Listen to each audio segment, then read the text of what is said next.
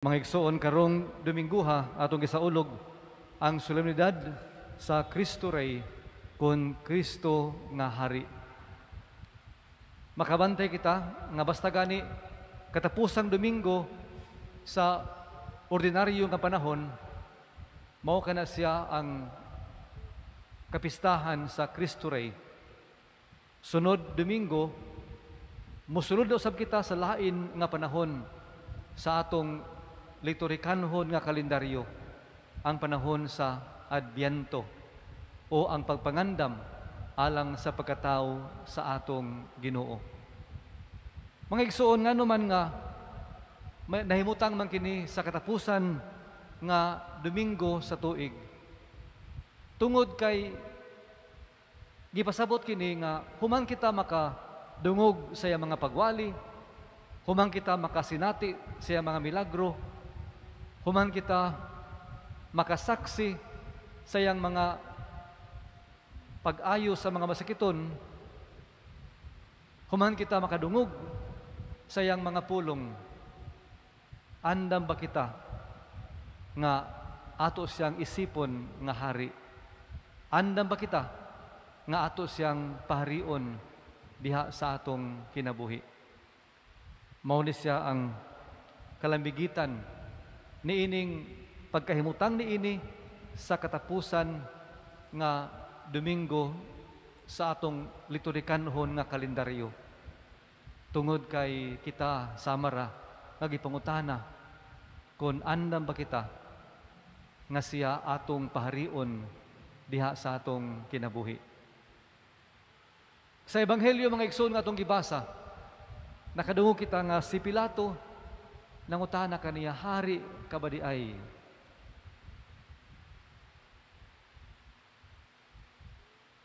Unsa man nga matang sa paghari ang imong gihuptan?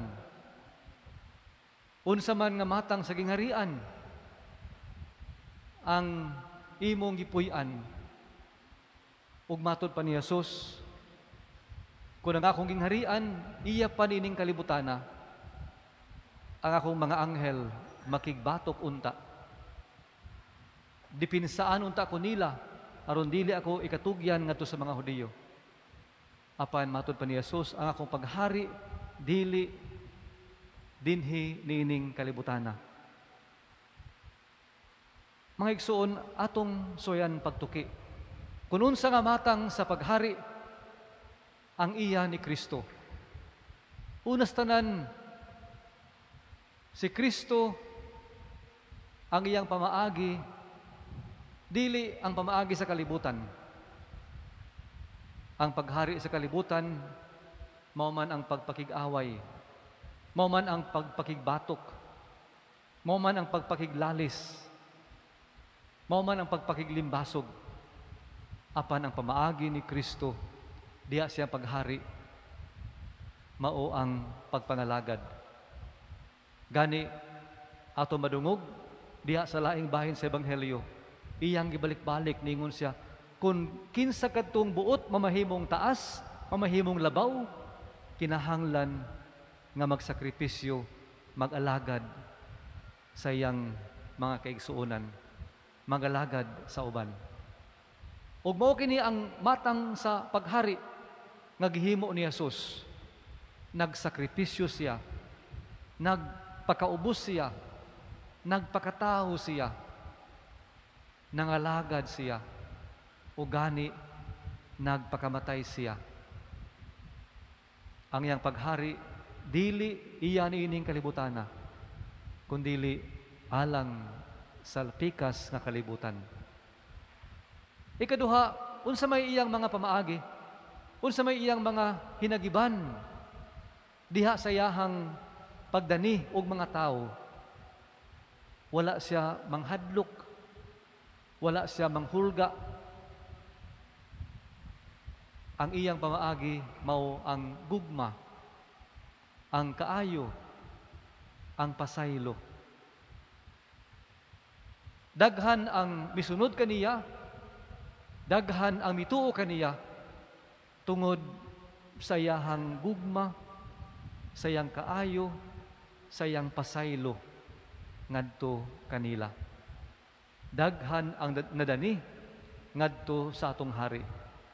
Tungod kay ang iyang hinagiban, ang iyang sandata, dili mga pusil o kaha bisag unsang hinagiban, kundili gugma, pasaylo, kaluoy ug kaayo. Ug asa man siya maghari, maghari siya diha sulod kanato. Maghari siya diha sa matag usa kaninyo, diha sa inyong kasing-kasing, sulod sa atong kasing-kasing. Mao kana ang lugar diin maghari si Kristo. Ug busa mga igsuon, ikatulong hagit sa atong kasaulogan karon. Andam ba kita nga paharion nato si Jesus diha sa atong kinabuhi? Diha siyang pagdani kanato, wala kita niya giisip nga mga ulipon. Diha siyang pagkabig kanato ngadto siyang gingharian, wala kita niya gitan-aw nga sulugoon, kundili iya kitang giisip, iya kitang gidapit, isip kabahin, manununod sa iyang gingharian. Pagkanindot nining atong hari, iya kitang gidapit, dili aron mamahimong ulipon, dili aron mamahimong mga sulugoon, kundili aron mamahimo nga manununod, makaambit sa iyang gingharian. Gani matud pa sa laing bahin sa kasulatan, niingon siya, sukad karon dili ko nata kamo tawgon nga mga ulipon, tawgon ko na kamo karon nga mga higala. Pagkanindot sa atong hari, buot niya nga kita muambit sa iyang gingharian, buot niya nga kita makatagamtam sa iyang paghari, buot niya nga kita makaapil sa iyang gingharian, isip mga sumusunod sa iyang trono, isip kabahin sa iyang trono didto sa pikas kinabuhi. Ug mga igsuon, mahitabo kini kunato siyang dawaton, kunato siyang paharion, kunatong sundon ang iyang pamaagi. Karon Dominggoha atong gisaulog ang solemnidad sa Cristo Rey, kun Kristo ang hari. Ang pangutana, ato ba siya gipahari diha sa atong kinabuhi? Ato ba siya gipamando sa atong mga binuhatan? Ato ba siyang gitan-aw nga modelo diha sa atong mga linihukan? Kay kun wala gani, samara nga wala nato siya paharia diha sa atong kasing-kasing, diha sa atong kaugalingon.